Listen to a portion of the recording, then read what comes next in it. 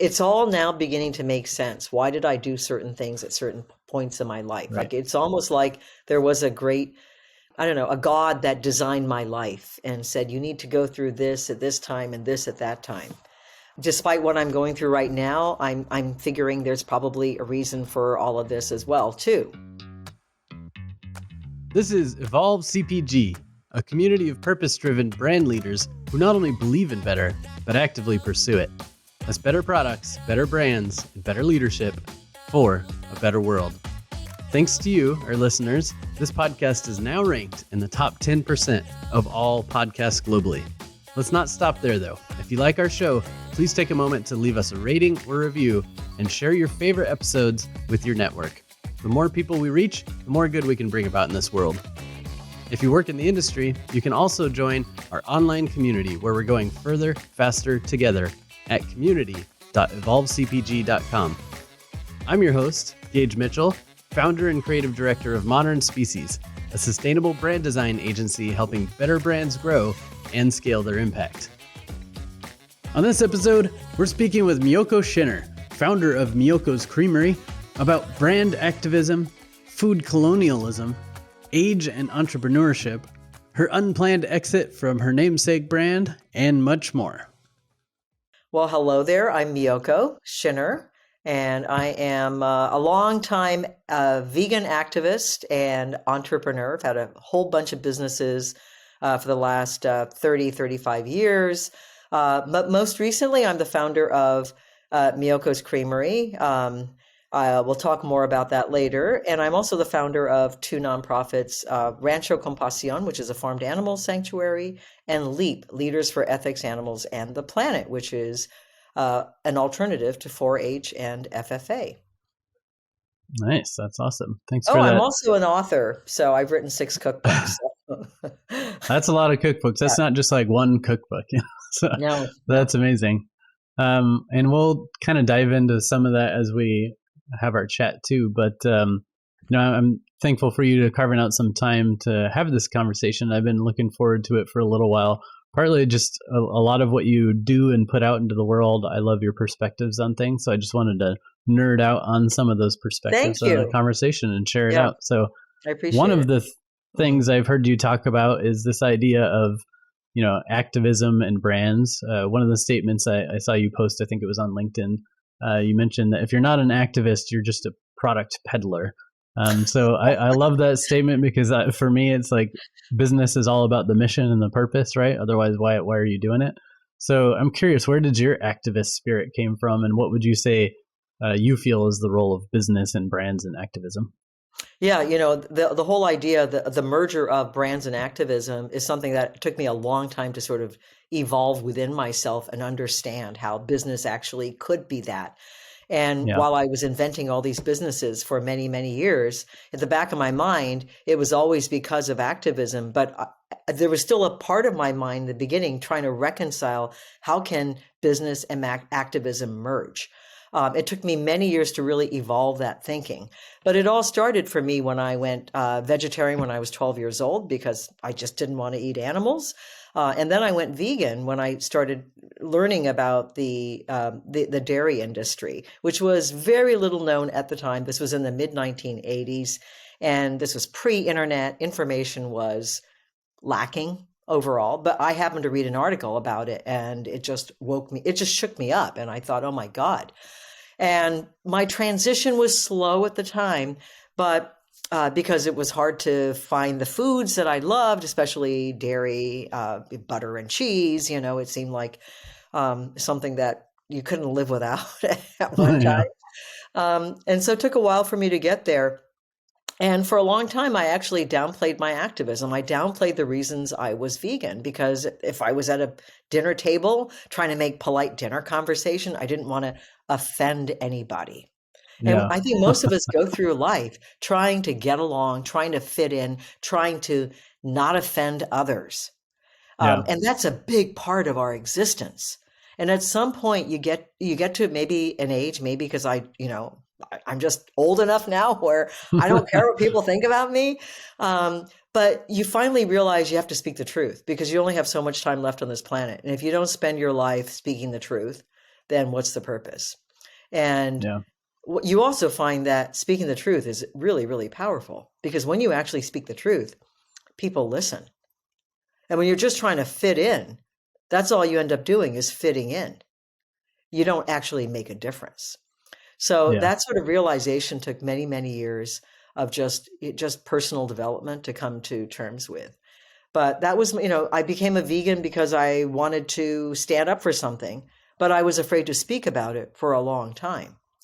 There was a long period of development before I really gained the courage to speak up and speak out.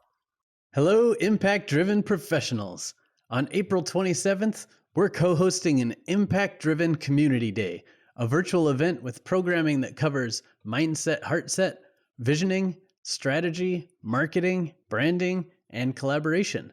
It's from 8 a.m. to 4 p.m. Pacific, and the best part is it's all free. Plus, you'll get to network with fellow impact driven leaders. Just visit impact-driven.com for more information and to RSVP. And now back to the interview. Yeah, I've had that kind of note pop up with a few guests, and a question I've asked them, and I'd love to ask you too, is what do you think it took, or what was that growth path for you? Like, where did you build the confidence in order to start being yourself and speaking the truth? Was it just, like you were saying, age, like you just get older and stop caring as much about fitting in, or was it confidence in your activism or your business acumen or publishing books or something that made you feel like you need to start owning your own kind of perspective and opinions? It's a lot of things, but I would say that having online, this sort of digital shift really, really helped, because I began to understand what was impacting people, how people were resonating to the things that I was saying.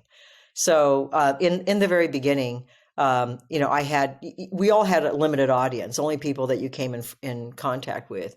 And I Yeah. was giving talks and cooking demos, but I was in an echo chamber of people that were already vegan or Oh, right. vegetarian. And I didn't have an opportunity to reach a wider audience at the time. And when I did reach a wider audience, I sort of, I just pussyfooted around, making sure that I didn't offend people. And I couldn't reconcile the idea of business and activism. I mean, I had to for me, I had food businesses, vegan food businesses, because I couldn't see myself doing something that I didn't believe in. And so I had to do these things because I had to also make a living. I had to pay my rent, for example.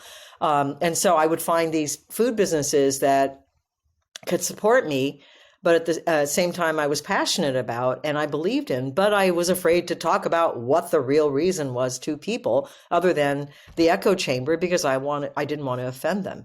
I think over time, because of the internet, I think in the very beginning, even at Miyoko's, we were outright about using the word vegan. But it became very, very clear that the message that I was putting out into the universe resonated with more people than just vegans. That when you actually speak the truth in a way that is compassionate, that is meeting people where they are to some degree, but not stepping back and say, well, I'm not going to use the word vegan because I don't want to offend people. I'm only going to say plant-based, but really owning the word vegan and using it in a way that inspired people, which is why I got the word vegan, phenomenally vegan, tattooed on my arm, because it's a conversation Nice. starter and people can say, what does that mean? And then I can go, oh my God, you mean you're not vegan? Oh, you are so missing out. Let me just tell you all the wonderful things about being vegan.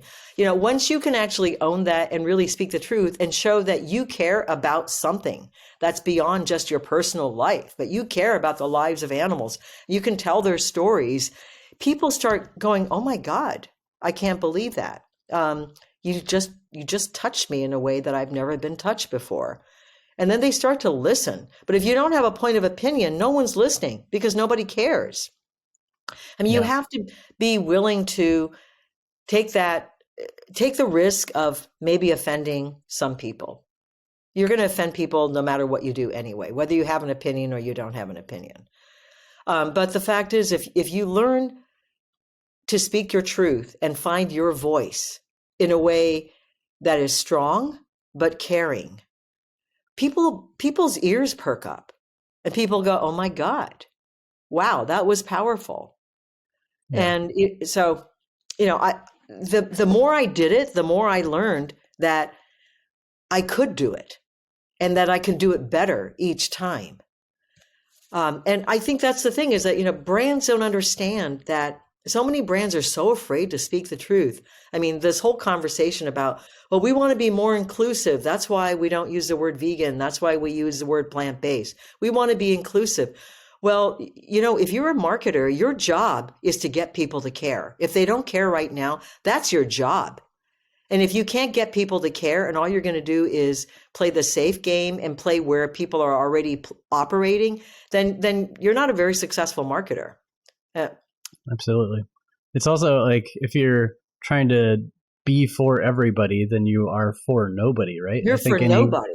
That's right. any good marketer would know that the setting some boundaries of who you're targeting is a positive thing, because that way, just like what you're saying about living your life boldly, being yourself and letting your light shine, and bringing that passion into your conversations will get people listening. It's the same thing with the brand, right? If you're not leaning Right. into something and expressing your passion as a company, as a brand, then who's going to listen to you? You're just going to Right. be forgettable at that point. Exactly. And I really think that's how we just differentiate ourselves, and the fact that, so many so-called food tech companies today are raising, hundreds of millions of dollars just from the get-go, even pre-revenue. And until 2021, for the first 6.5 years of our business, we had only raised 25 million.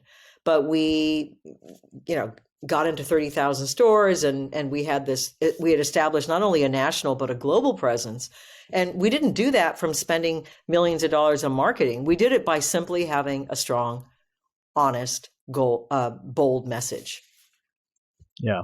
Which, to your point, like the more you can lean in on your purpose and your passion, the further your dollars stretch, your marketing dollars stretch, right? Yes. If you have a generic campaign that people need to look at 20 times before they even remember anything about it, that's going to cost you a lot of money. But if It's you going have to cost a lot of a money, and bold you're not going to, campaign yeah.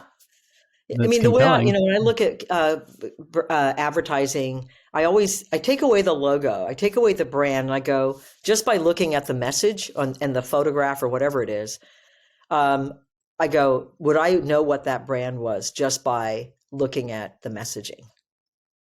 And if you right? don't, then you're just another brand that's touting the same thing as every other brand. You could just swap out logos and it wouldn't make a difference. Yeah. It reminds me a little bit of the Nike campaign that was supporting Colin Kaepernick, and they just put these bold billboards and ads out that said, stand for something, even if it costs you everything, which is a great statement as well. But after that ad, which a lot of companies would have been afraid to run because it was Yes. very controversial at the time, there was a certain demographic out in the US like burning all their Nikes and saying they're never going to buy them again because they can't believe that they supported this movement or something like that. But then other people were like, heck yeah, that's exactly what we need to be doing, and I'm proud to be part of this Nike tribe, for lack of a better word. And from what I remember, I think their valuation, and through the sales that they generated from that campaign, their valuation went up like $1 billion or something like that overnight, Wow. I basically believe it. because of how effective the campaign was. But that goes to your point. If you're just always afraid of offending somebody and scaring someone away, you're missing all the opportunity to really connect with your true customer. And why not develop that true customer more and let go of the other people who aren't really your target anyway? That's right, because that true customer is going to go out and evangelize your product and your brand, and it's just going to grow because of that.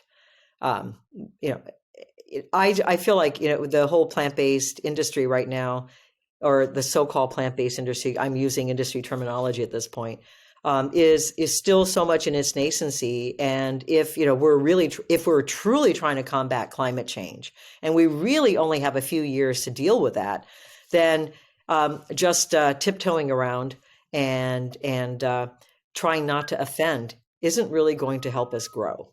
I mean, Yeah. if we don't get that message out there, and today people are listening more than ever. People want a point of view. They want an opinion. They want strong leadership. They're not looking for just something safe. because people don't know what to do anymore. People are feeling confused and lost. They need inspiration. And if you aren't, if you're too afraid to inspire people, then we're not going to be able to move this movement forward.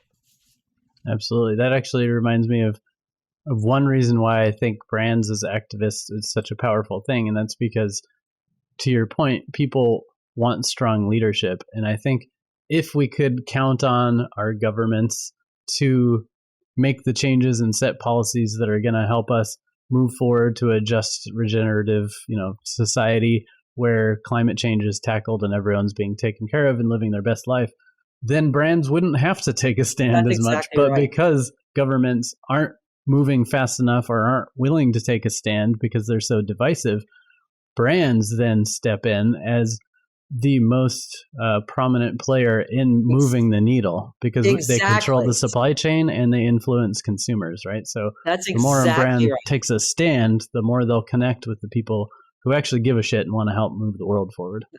So you just answered the question that you asked me, which I sort of like went off and sort of lost track of. But what's the why did I make that statement? If you're not an activist, you're just a product peddler, because that's exactly right. Because today brands are better situated than anybody else.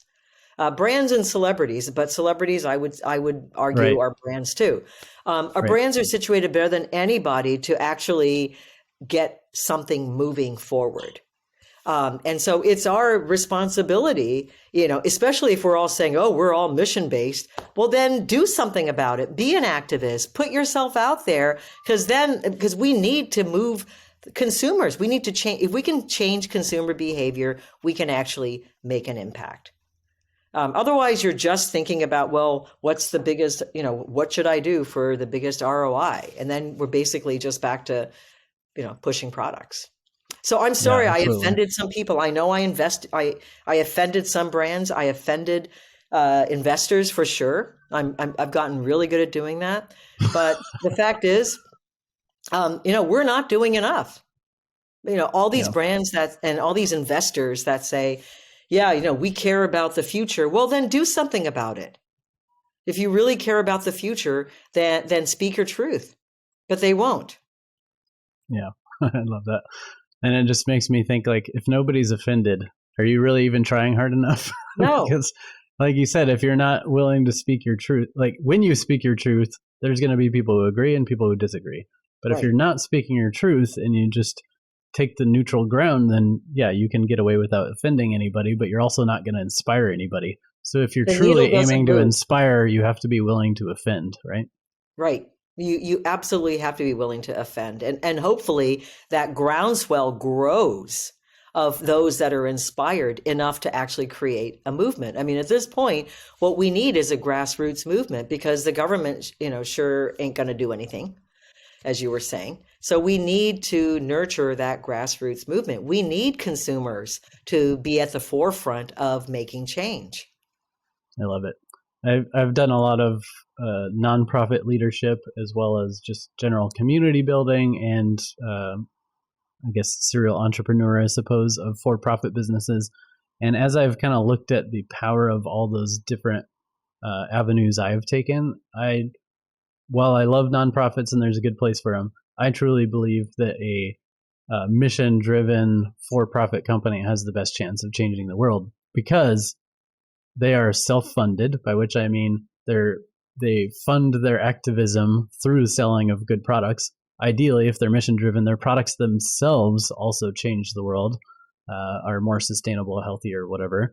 And then that way they can actually have a more sustainable impact model. Whereas nonprofits, again, there's a good place for them, but the only way they can move the needle is begging other people for money, which is variable and it takes a lot of time. But like mission driven for profit companies, I think have the best chance of really pushing us forward.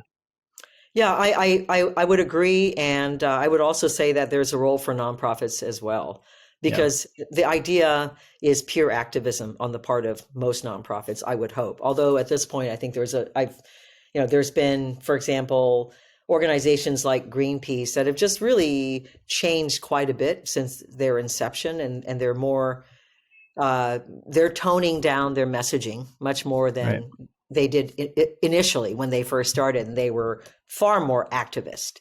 Once again, it's the money that drives the activism, whether it's a nonprofit or a business. It's the investors or the donors that say, what a brand or a nonprofit should do or shouldn't do. And I would say today, investors and donors are the ruling class in some ways, because they control Yeah. so much of how we show up in the world. Yeah. Investors, donors, and then maybe like lobbyists or something like Yes, that on the yes, government side, right? And it's always the classic statement of follow the money. It's wherever that money is coming from is where the power is. But I like to think that purpose driven businesses are able to help shift some of that money.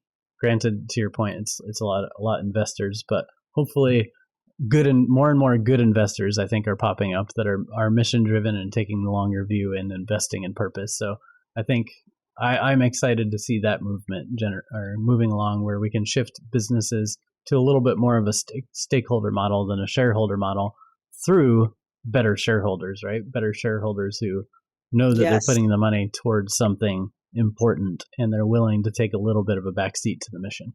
Absolutely. No, we absolutely have to shift how funding occurs in this country, not just for nonprofits, but for brands. We really do.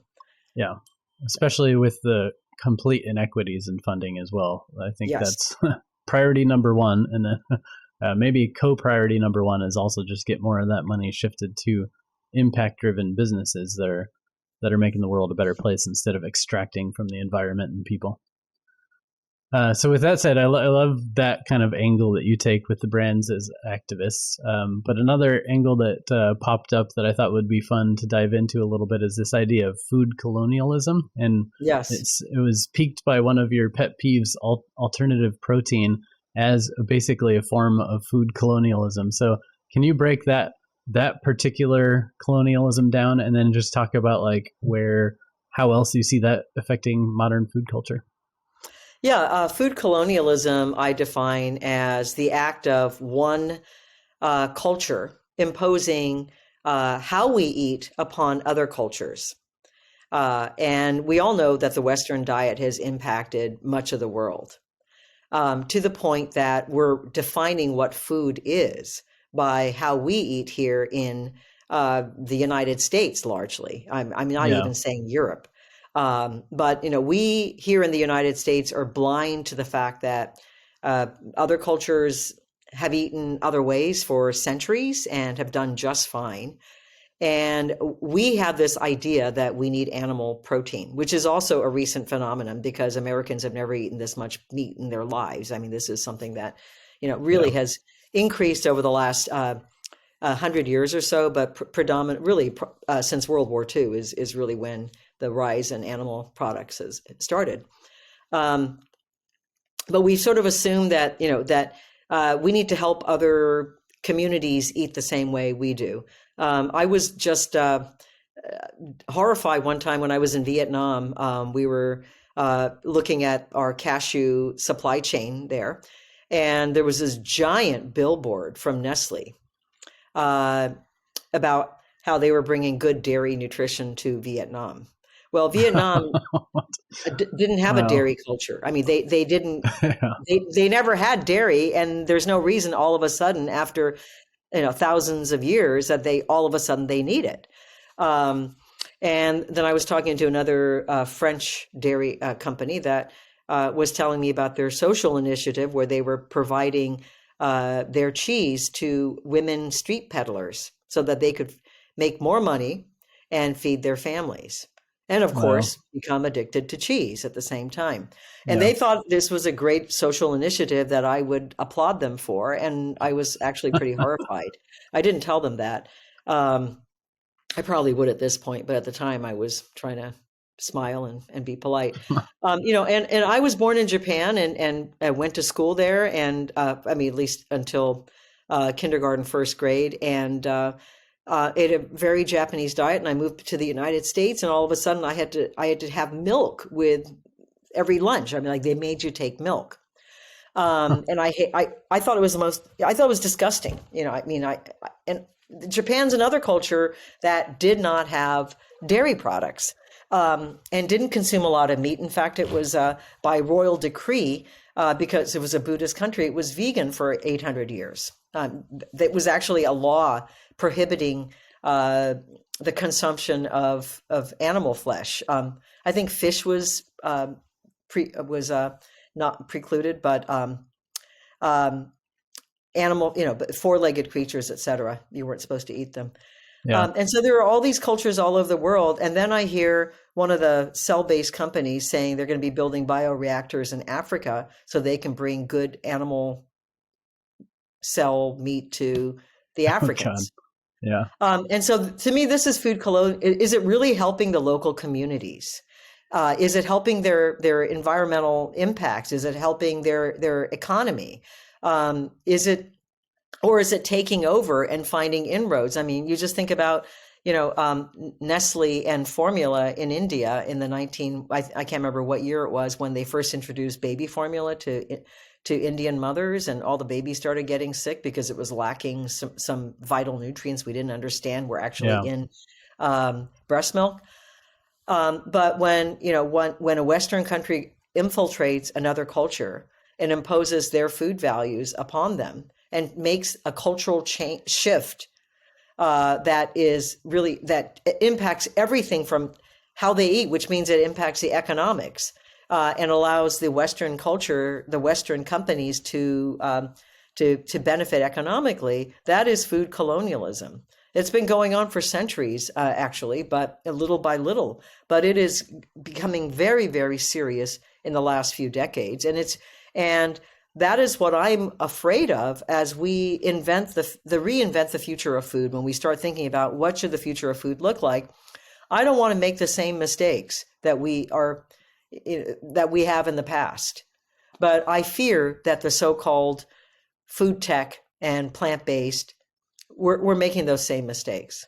We're imposing our values on the rest of the world. Yeah, which makes sense. And I think the way you were describing it with the alternative meat or alternative protein, is by calling it alternative, we're assuming that's the primary protein. Whereas in a lot of other cultures, there's plenty of other proteins that they've been eating for centuries. Right. So why are we calling those alternative? That's exactly right. I mean, meat was not consumed very much. I'm not saying that they were all vegan, but it was something that you had once in a while. Otherwise, you relied on beans and vegetables and rice and other grains, and you did just fine. Yeah. You weren't starving because you didn't have meat. If you were starving, it's because you just weren't getting enough calories because of whatever, distribution, government, whatever. That's one thing that always blows my mind about, I think it's mostly American culture, but maybe it's just fitness culture all around the world, where they just have these crazy ideas of how much protein they need per day and in what form, right? But there's a lot of foods have protein that aren't meat, and you don't need as much protein. The average person doesn't need as much protein as these like Olympic athletes or whatever that are pounding tons of protein supplements to meet their requirements. So it just always blows my mind when I talk to somebody about eating vegan or something, and they say, well, where would I get my protein from? And it just blows my mind that they obviously know nothing about food. Right. if they don't know that other foods have protein. But they bought into everything that they've been told through advertising. Exactly. Like protein is meat. Right. So I love that perspective. It also makes me think about processed foods too. A lot of cultures obviously didn't have processed foods before we started exporting our processed foods into their countries, making them eat as unhealthy as us is one example. But another example is almost like global trade related too, where one case study that I know of is like quinoa, for example. Like the U.S. culture didn't know much about quinoa for a while, and then all of a sudden it took off as this superfood because it's complete protein for plant-based food. And so we started buying all the world's quinoa and importing it into the United States, which meant the countries that were normally growing the quinoa could no longer afford to eat their own crops because it was worth way more money to export. which meant they had to change their diet from their staple of eating quinoa to other cheaper foods, maybe even stuff they import, garbage food that they imported from us or something like Oh that, my right? God, So how that's ironic a is whole that? I mean, other it's example a whole where, other thing. But yeah, but that whole quinoa example, I love it in some ways because it also shows you that you don't have to make an exact replica of something that we're currently eating, like meat or nuggets or right, whatever, in right. order for a food to succeed. In other words, if we just had a campaign on lentils, if we just Hmm. like push the heck out of lentils, like lentils do a body good. I don't know, whatever it is. Like if we Yeah, put our effort into lentils and maybe not quinoa, things that we could grow right here in our own country, we could not only uh, if we get people's minds to shift to thinking lentils are like this magical food, which I think they are, then we could save so much. I mean, not just human health, but we could also save farmers. We could get farmers growing lentils. All the dairy farmers that are collapsing because of the decline in dairy could now start growing lentils, for example. So, I mean, there's a lot that we can do with branding and messaging and marketing to shift consumer behavior and consciousness. And we're not right, doing that because there's no direct we need to just come up with a business that really can see the profit in something like this. right. Or like a group of businesses, right? Because I Yeah, a think group some of of American yes, culture was uh, created through advertising campaigns like gut milk or pork the other white meat or beef it's yes, what's for dinner. It's like those campaigns were pounded into people's minds over and over and over again to the point where it became part of culture that you didn't question. that's And if we exactly could right. shift from those kind of campaigns to, like you said, like lentils does a body good or whatever the campaign would be that would re-educate the future generations of America that you don't have to just eat dairy or meat or whatever to get your nutritional needs. And one of the trends I've seen, which I like, is a lot more professional athletes or Olympians or whatever coming out as being vegan, proving to the world that even at that level, you don't need all your freaking meat that you think you need on your plate. Right. Yeah, no, absolutely. Nice. Well, I love those topics, and I love following all your interesting viewpoints. So thanks for putting those out in the world. But one shifting a little bit to, I guess, some non taking a stance on things, but you were named to the Forbes 50 over 50 list, which was awesome. And one of the editors, Maggie McGrath, noted that that list was basically a group of people representing folks who are rewriting the rules of success, among other things. So I'm curious, since you were on that list, how would you define success after all that you've achieved and been through? Because I know that maybe early in your career, success looks like one thing, but as you get more experience and get more wisdom, maybe the definition of success changes. So, what does it look like for you right now? I think the definition of success definitely does change. We live in a culture that extols success. And we wake up every single morning, most people thinking, how can I succeed today? How can I achieve this, that, or the other thing? And we love successful people. For some reason, successful people have more clout. We Yeah, believe them more, and success equates money. When somebody is successful, meaning typically when we say someone is successful, it means that they've made a lot of money. That's the right, the right, typical uh, um, understanding of the word success. And for some reason, when someone is successful, we give them more credence. We believe them more. Let's say you put up, I don't know, just some, I don't know, a, somebody a bus driver next to uh, a Fortune 500 company CEO, and they both gave their opinions on something. The right. average person would listen more to the Fortune 500 company CEO than to the bus driver, even if the bus driver had profound things to say. And the media probably wouldn't pick up on whatever the bus driver had to say either. I mean, the media picks up on those that have achieved financial success or media success to some degree. So it's this sort of forever recirculating system that keeps this idea, this notion of money equating success, um, sort of uh, in the forefront of our minds. And I think we need to rewrite what that means.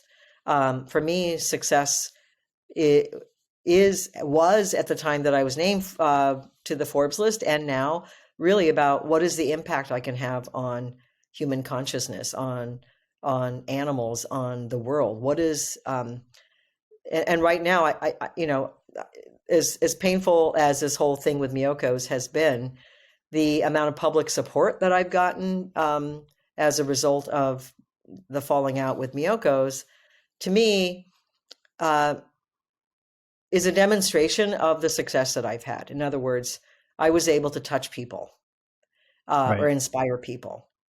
And through that, we can create a movement that will hopefully change the world. So to me, that should be the new definition of success. Should be, how many people have you been able to touch or inspire, or whose hearts you've been able to change? Not just, were you successful enough that you went out and bought a yacht? I mean, who cares if I succeed and I make a lot of money, but the world is crumbling around me? Yeah. How is that? Who cares about that? Yeah, I 100% agree. It's just, and again, maybe this is an American culture thing, but maybe it's all modern culture just being obsessed with money. And it is weird that that's the default that we think of when we think of success, is maybe somebody who never did anything with their life but happens to have a lot of family money looks successful, even though they haven't done anything to earn that success. Or even if you have been successful in business, but did it by extracting resources and paying unfair wages and polluting the planet and doing all this other kind of stuff.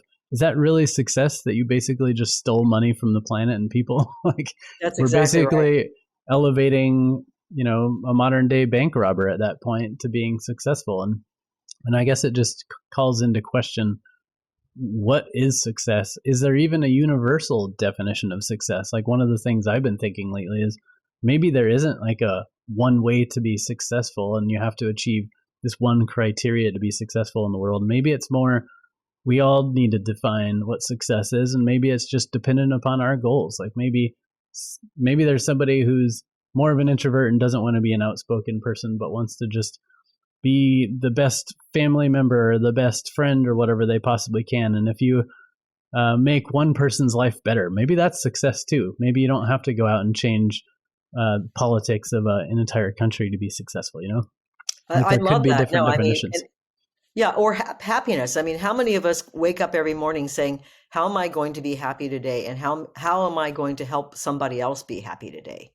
We don't. We Right. wake up thinking about, how do I achieve these goals? We're a goal obsessed country, and at the end of the day, we have to ask, does success equate happiness? If I achieve my Right. goal today, am I really happy? And did it make anybody else happy? Why aren't we focusing on how Right. we can become happier as a nation, happier as a world? How do we do that? Yeah, I love that. Was it Bhutan, if I remember correctly, that was doing that gross Yeah. happiness index for a while? I think they stopped Yes. doing it, Yeah. and I haven't looked into why, but I love that idea of like, how do we measure and focus more around happiness? And I guess especially as with the changing world with increased technology and AI and such, right? There's all these conversations historically with all these, the evolution of business, where even though we have all this technology and all these things that could technically make our lives easier and we could be spending more time in leisure, we actually work more hours the more advanced we get. So as AI becomes more of a thing and it starts maybe making some jobs easier, are we just taking jobs away from people, or are we just going to require them to work less so they can spend more time on their life and happiness? Like, let's just say a tech company, for example. If you could eliminate 10,000 jobs or reduce everyone's work week by 10 hours a week, which one do you think the tech company is going to do? Probably Go. eliminate 10,000 jobs. But how much better would it be if they just let everyone work 10 hours less a week? Now the happiness and productivity and everything would go through the roof of their existing team, instead of just cutting people because you can put robots in their place. Like I anyway, love that. I it's, 100% agree.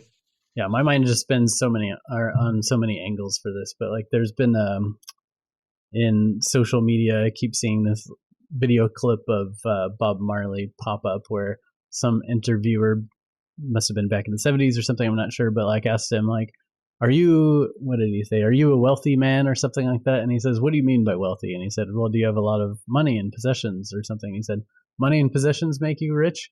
Well, I don't have those kind of riches. My riches is in like love and happiness and stuff. So I love it's it. even defining wealth, I think, could be looked at in a different way. So thanks for nerding out on success for a little Yeah. bit. And speaking of which, I have a lot of, you were nominated to the 50 over 50 list, which was amazing. And I think I was doing a little research, and you started Miyoko's Creamery after lots of other successes, but at age 57, if I got the Yes, that's dates correct. right. Okay. And I have lots of conversations with people, and they're like, let's say 30s and 40s, who are like, well, I don't really love what I'm doing, but it's too late to change or shift or start a new career. And I'm always telling them, Really? like, what are you talking about? How is it too late? You still have like 30, 40 years of good working life left that you could be making a big impact in something. So don't wait, just go and start doing whatever makes your heart light up, right? So you, as perfect evidence of it's not too late because you founded this amazing company at age 57. I guess what I would love to know is what advice would you have for people who feel like maybe 30s, 40s, or 50s is too late to make a shift and start doing what they love? Oh my God. I think you just, okay, I'm going to go back to Nike, but remember that first slogan they came up with? Just do it. Yeah, Um, nice. I hate to say it, but I talk to so many people who are out there planning everything to perfection to the point that they never actually get started. Right. And you just have to get started. Um, honestly, if I think part of the problem with youth is that they haven't built, it's like bodybuilding or anything. You have to actually work at it to build the muscles. And I think life is, you have to build the muscles for life. And sometimes you don't have it quite yet when you're in your 30s or maybe even your 40s, because usually by then you're getting overwhelmed by life. Like maybe you've had kids and family and parents dying and, I don't know, bad coworkers and, shit is happening. And so you're feeling really, really overwhelmed and you're still relatively young in life. And so you haven't built up the life muscles yet. So Yeah. when I hear young people complain about things like that, um, I often think you just haven't built those life muscles. I would just, encourage them, pick yourself up. You're going to fall down many times in life, but if you only have this one life, so, give it a go. And as long as you have energy, that's the other thing is, yeah, eat well and exercise so you have the energy to continue doing things. I mean, I still have I have enough energy to start a new project. I mean, I'm not tired yet. So if I can do it at 65, then you can do it when you're in your 30s and 40s. Yeah, absolutely. I agree. Yeah. So, but I think part of that conversation too is sometimes people are thinking, well, I've just spent 10, 20 years or whatever in this one career, and now I'm going to start all over in this other. And that goes back to the energy that you're talking about. Yeah. And one thing I usually say to them is, well, you're not starting over. You're bringing all your 20 years of experience doing something Great else point. into this Yes. new career, which is going to make you more unique than other people that have only been in that new career, right? So if you shifted from being in management, now you're doing UX Yes. design, and somebody I was just talking to, well, you're bringing a lot of people skills, you're bringing a lot of experience and knowledge around budgeting and Life is a continuum and right. you build upon each phase. And sometimes while you're going through life, you don't understand, why did I do this? Or what was this all about? And you don't really understand how it all connects. But especially when you get older, like me, and you look back on your life and you realize, that period of my life helped me understand how to do this, that, or the other thing now. So you're absolutely right. It all does connect, and you're building upon each thing. So I always tell my daughters, like when they say, well, I really don't like this job, or I don't like to do this or whatever, I always tell them, look, it's not forever. You're not in this job for the rest of your Right. life. So learn what you can now from it. And you're going to find that there's a whole lot that you were able to take away from it at some point. Yeah, I love that. So as you've gone from project to project or career phase to career phase, have you felt that age has become a barrier at all in anything that you've been doing, or is it mostly just a benefit because of all that collected knowledge and wisdom and skill set? I mean, I feel for myself, it's a benefit because it's all now beginning to make sense. Why did I do certain things at certain points in my life? Right. Like, it's almost like there was a great, I don't know, a God that designed my life and said, you need to go through this at this time and this at that time. And despite what I'm going through right now, I'm figuring there's probably a reason for all of this as well, too. So there's a lot of things that I did or happened to me years ago that didn't make any sense. And I began to wonder, why did I spend 3 years doing this? And now it's all sort of beginning to make sense. So I think, yes.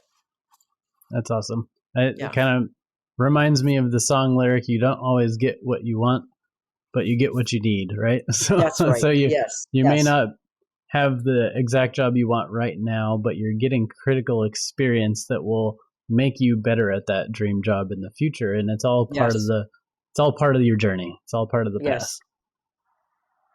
Okay. So let's shift into the current dilemma that is going on right now with your namesake company. So I know that you can't necessarily share all the details right now, but I know after listening to the Instagram live with you and your lawyer kind of breaking down some of the situation, it sounds like there was some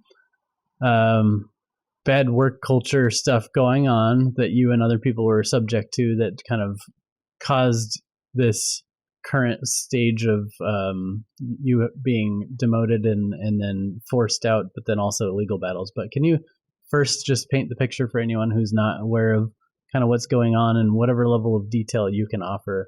Like Yeah, what? I'll share the facts, which is that I was I received a call on June 9th from a couple of board members telling me they had removed me as CEO, but they wanted to retain my services in some other capacity that was undefined. And then 2 months later, I was terminated from the company entirely. Um, I had to hire an attorney um, because I had not been offered any severance or anything. But aside from that, one fact, which is true, is that the company owns the trademark Miyoko's Creamery and Miyoko's Kitchen, but they do not own my name or image. They don't own Miyoko Schinner or me. And so I tried to reclaim my personal IP, the name and image license. That's what it's called.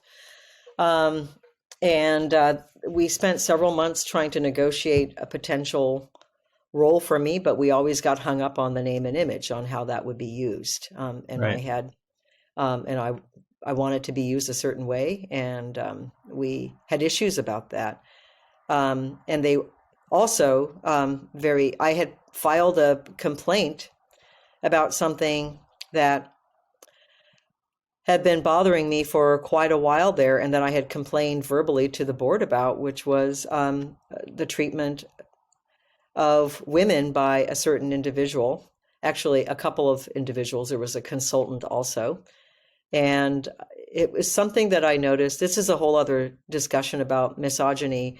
Misogyny can be very, very subtle, and sometimes you don't recognize what's happening to you until you see it over and over again. And it gets worse. The more powerful you become, the higher up in an organization you get, for a woman, that is, or a person of color. And the more, the more is at stake, the worse it can become. And you start becoming challenged, and at first you think it's not really misogyny, maybe it's just me, etc. And then it happens over and over again, and then you see it in other women or other people of color, and then you begin to see a pattern.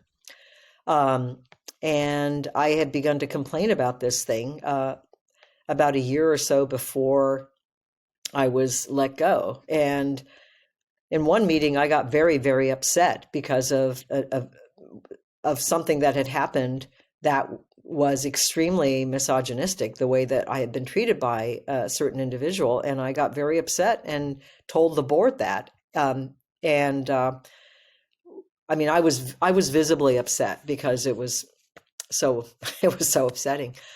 So I finally, nothing was done, and I finally filed a written complaint, and they put this individual under investigation. What I learned from HR people is that investigations typically wrap up in about 6 weeks. Well, this investigation's been going on 9 months now, Oh my and gosh. there's still no results. So that says a lot. So that's what this lawsuit is. I countersued the company. So I didn't finish. They fired me, and then I said, well, you can't use my name or image anymore. And then they accused me of stealing intellectual property. But they didn't. We didn't. I guess we were trying to negotiate something. I'm not really sure. I can't really speak that much about it. But Yeah. at the end of the day, unbeknownst to me, they released 8 months after they fired me, or 6 months after they fired me. They fired me on August 12th. They released a press release saying that they had parted ways with me. They didn't tell me that they were going to be doing that. So I was shocked when that came out, an article came out. And then the next day they sued me for stealing intellectual property. And in it, they made all these claims that I had been this terrible CEO, et cetera. I will say that at the end of 2019, right before the pandemic, the board bought me a Stella McCartney faux fur coat for doing such a great job. But in this lawsuit I was a terrible CEO. Yeah. Anyway, so I countersued for, what I've been complaining about all along, which was discrimination and the unlawful use of my name and image. And that's where we are right now. All of that's in the public sphere. You can go and read it. So I'm not sharing anything that's not in there. But I hired Lisa Bloom, who is a rock star attorney. And right now we are headed to mediation. So we'll see what happens in that. Yeah, thanks for sharing that background. And again, sorry that you've had to go through all that. I would wish I could say it's rare in the business world to experience this kind of sexism or racism or discrimination or other things like that. But unfortunately, you hear about a lot of this kind of stuff. You would just hope that it wouldn't happen to a female-founded and led company, but it's not always within the founder's control, especially when you bring on investors and such.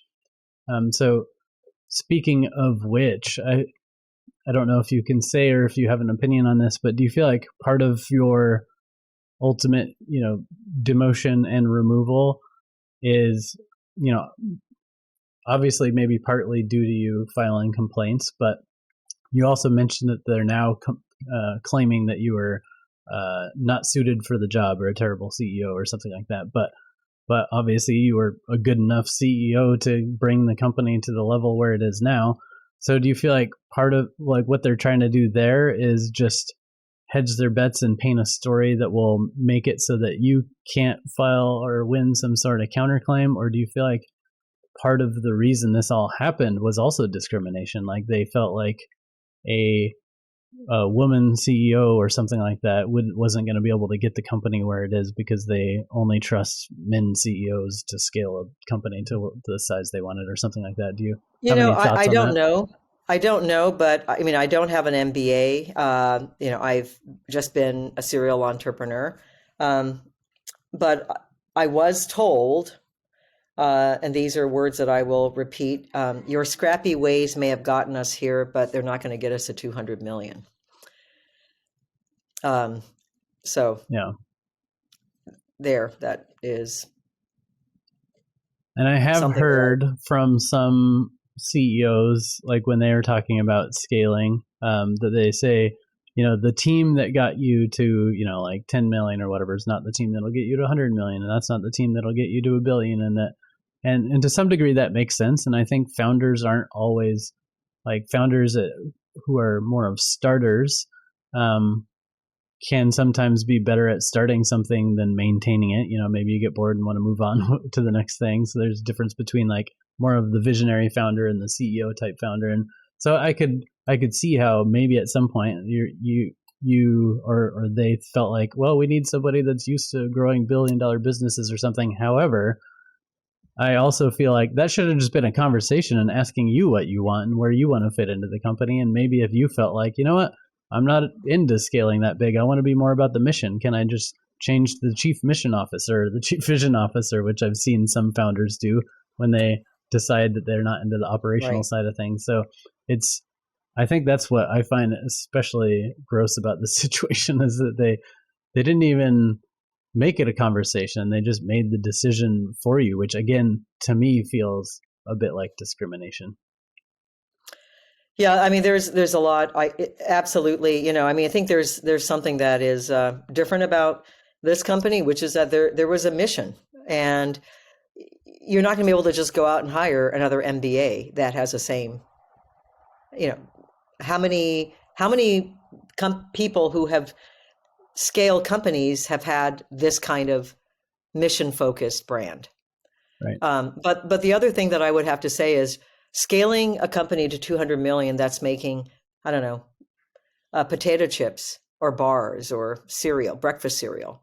That's not the same thing as very few people have scaled a so-called plant-based food tech company or whatever you want to call it. Industry terminology I'm throwing out, not my terminology. How many people have actually scaled something like this to 200 million? We don't even understand who the consumer is. Yeah. And so is there somebody out there? Is there another CEO that's run a Fortune 500 company that really knows how to do this? And are they going to lose a lot of customers along the way if they try to grow it just like they would a breakfast cereal company? Right. So we don't understand the consumer base. We don't understand the industry well enough that there has to be a lot of intuition. Yeah. I've personally seen a lot of exactly what you're talking about. A company feels like the founder is not the one to take them to the next level. They bring in this other quote unquote experienced CEO, but that person comes from a completely different industry. And every time I've personally seen it, the company actually goes down afterwards. And I think part of that, and it happens too when a company gets acquired and the founder leaves, is as soon as a founder-led company that's built on a mission and a passion of that founder and their deep expertise of that area, that product or that kind of industry niche, as soon as you remove that, you're basically ripping the heart out of the company, and yes, you're losing connection to your consumers, and you're losing the purpose and kind of direction. And then decisions just start being made based on cost of goods and profit margin and that's exactly other right. market opportunities. And maybe the companies start launching products that don't make sense for the brand or don't make sense for the consumer, or they start cutting quality and you start losing the consumer. Or they cut certifications because they're too expensive and they lose the consumer. And they make all these growth based business decisions and forget the whole point of the company in the first place. And it almost always kind of goes bad at that point. So I feel like even when a company gets acquired, they should always keep the founder on for as long as possible, at least from on the board or something like that, to help guide the decisions and help them understand the culture, etc. But to your point, if they're just going to remove you because you don't have a fancy MBA or you haven't scaled a business to $1 billion or something like that, well, who are they going to put in place, and how is their knowledge any better than yours? If they don't know your industry, if they don't have your passion, if they don't know the community, they better spend the first few years of their time there getting to know all that stuff at the very least. But even so, that isn't going to be the same kind of experience. So I feel like supplementing the team is better than just removing the founder and replacing them with someone else that isn't going to understand the brand or the culture of the customer. I agree. I mean, I think there probably would have been a time for me to step down, but I don't think it was then. Yeah. I think that with founder-led companies, you have to reach more of a critical mass before you can bring in some other leadership. Because, we're still way in our infancy.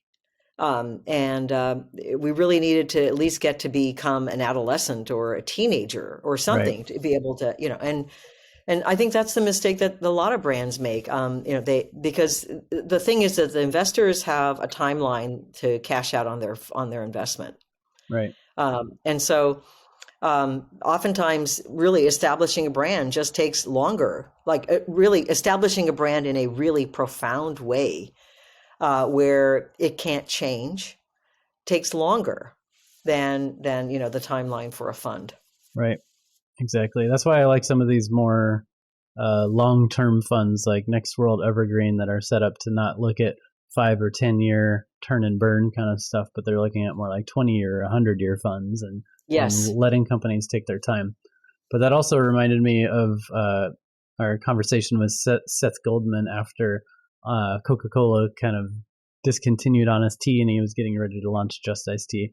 And I was asking him if he would, knowing what he knows now, would he sell a company again, knowing that eventually it might get dropped and therefore the mission dropped by that company? And he said he was not thinking about that right now with his current businesses. But to your point, what you were just saying, he said, I think the main thing I would do is make sure that I waited until it was a good time to sell it, by which he meant, like, I think he said something like, I would want it to get to at least 100 million in revenue or something like that before I sell it, for a few reasons, so that you're really established with your customers and established in the market, and so that you're not so small when you get scooped up by a General Mills or Coca-Cola or whatever that you're just this tiny little thing that they can barely pay attention to. Like, it should be substantial enough to where they can put some resources towards taking it from there. But I think Right. your Exactly. point is excellent in that there is maybe a time and place for a founder to move on, but it's got to be the right time and place. Otherwise, you're just going to destroy all the progress that they made getting the company to that point. So I know I've kept you fairly long, so if you don't mind, I'd like to wrap up with just one kind of two-parted question. One would be, what can we in the community do to support you in this whole situation with Miyoko's Creamery? If there's anything, just let us know. And then two, what's next for you now?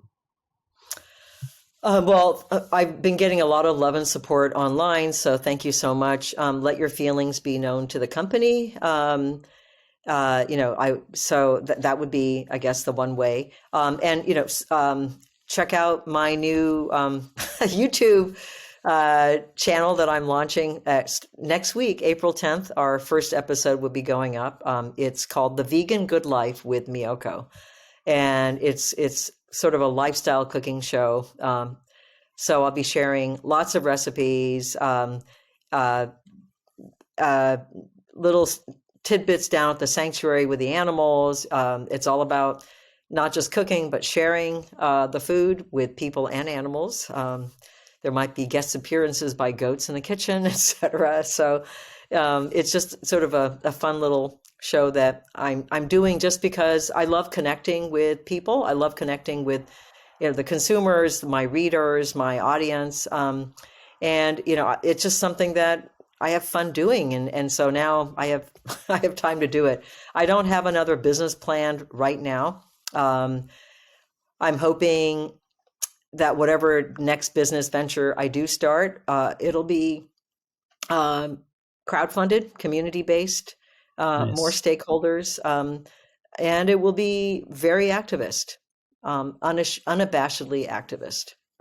That's awesome. I wouldn't expect anything less, and I love the idea of more crowdfunded, so you have the community as a stakeholder, like you're saying, rather than shareholders getting to determine everything. You get to bring everyone along for the ride. So that's awesome. So appreciate you again taking the time out to have this conversation, and I just appreciate you being you and being as bold as you are and putting your values and your passion forward, and just showing others what it looks like to just let your light shine and do what you think is right and lead the way you want leadership to show up in the world. So I appreciate all that you're doing, and I'm excited to see what happens next. Thank you so much, Gage. I've enjoyed this. Thank you. Cheers. All right. Bye-bye. Thanks for listening. If you'd like to learn more about Miyoko and follow her on her next adventure, go to youtube.com/@simple The Vegan Good Life with Miyoko, all one word. We'll also put that link in the show notes. Subscribe to our podcast and YouTube channel for more innovator interviews, expert advice, and leadership discussions. If you like this episode, leave a heart, thumbs up, or review, and share it with your colleagues. As an ever-evolving show, we also love feedback, so send us your thoughts or ideas for who we should talk to next to evolve@modernspecies.com.